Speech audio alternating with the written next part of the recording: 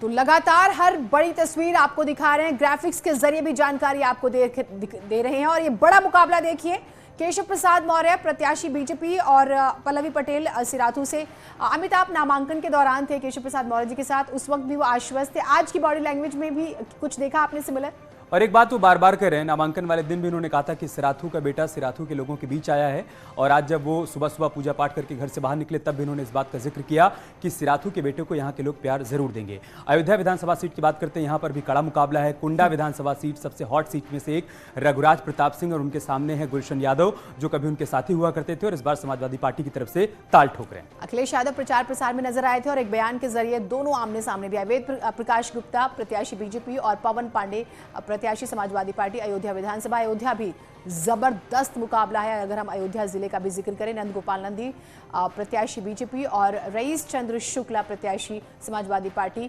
नंदगोपाल नंदी भी कई बार अपने बयानों को लेकर चर्चा में रहे और हर पार्टी में वो भ्रमण कर चुके हैं। इस बार बहुत दिलचस्प मुकाबला और बड़ा चेहरा है, क्योंकि कैबिनेट मंत्री रहे हैं और बहुत करीबी लोगों में से रहे हैं सीएम योगी के, लिहाजा उनको उम्मीद है कि 2017 में जो प्रदर्शन बीजेपी का हुआ था दक्षिण सीट पर, वही प्रदर्शन एक बार फिर से यहां पर देखने को मिलेगा।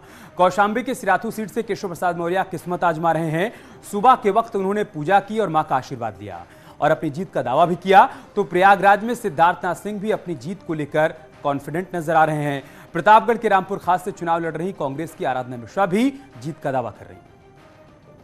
मुख्यमंत्री केशव प्रसाद मौर्य जी हमारे साथ बात करने के लिए जो मौजूद हैं। घर के बाहर मंदिर जो है, मंदिर में पूजा अर्चना करने के बाद जुड़ के बात करने के लिए। सर, आज बड़ा दिन है आपके लिए, बड़ा मुकाबला है आपका, कैसे देखते हैं इस मुकाबले को? मेरे लिए निश्चित तौर से और मेरी पार्टी के लिए निश्चित तौर से हर दिन महत्वपूर्ण होता है। जब चुनाव लड़ते तब भी महत्वपूर्ण होता है, जब काम करते तब भी महत्वपूर्ण होता है। ठीक है सर, लेकिन सर 5 फेज हो चुके हैं, कितनी सीटें अब तक आकलन कर रहे हैं आप? ऐतिहासिक अंतर से 2017 से भी ज्यादा अंतर से जीत रहे हैं। हाँ। उससे अधिक सीटें जीत रहे हैं। बैठ गए सर आपका प्रचार करते करते। हाँ, कितना कड़ा मुकाबला। डिंपल यादव आ गई आपके खिलाफ चुनाव प्रचार करने के लिए। अब उनको मैं क्या कहूँ, उनकी कुर्सियों में कोई आदमी नहीं था, आपको मालूम नहीं लग रहा। ठीक है। कैबिनेट मंत्री सिद्धार्थ सिंह जी ने अभी मतदान किया है, मतदान करके बाहर निकले हैं। सर, ये बताएं कि किस तरह से मतदान किया है और क्या जीत के प्रति कितना आश्वस्त हैं?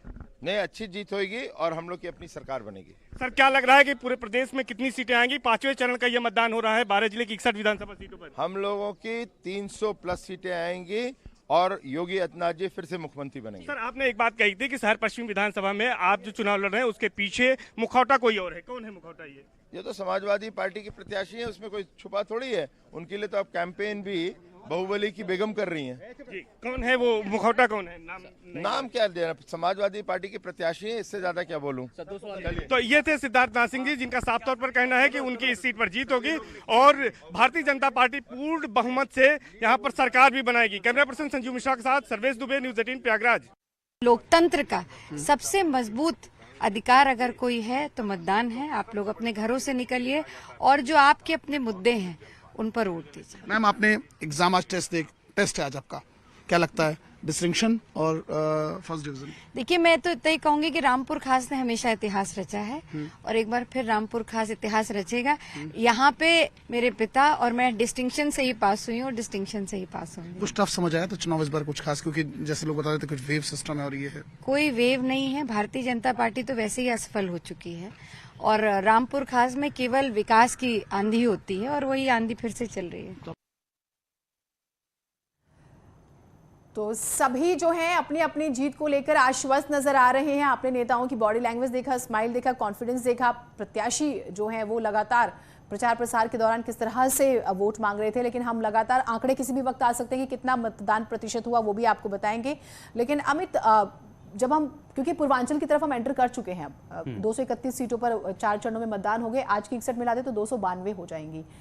बहुत चीजें चेंज होती नजर आ रही हैं ग्राउंड पर। बहुत चीजें चेंज हो रही हैं और ये बात पार्टियां भी समझ रही हैं। इस वजह से प्रचार में हर तरीके के बयान भी सामने आ रहे हैं और सभी अपनी अपनी जीत का दावा कर रहे हैं। लेकिन अभी तक 9 बजे तक का जो अपडेट है सिलसिलेवार तरीके से वो भी हम दर्शकों को बता देते हैं।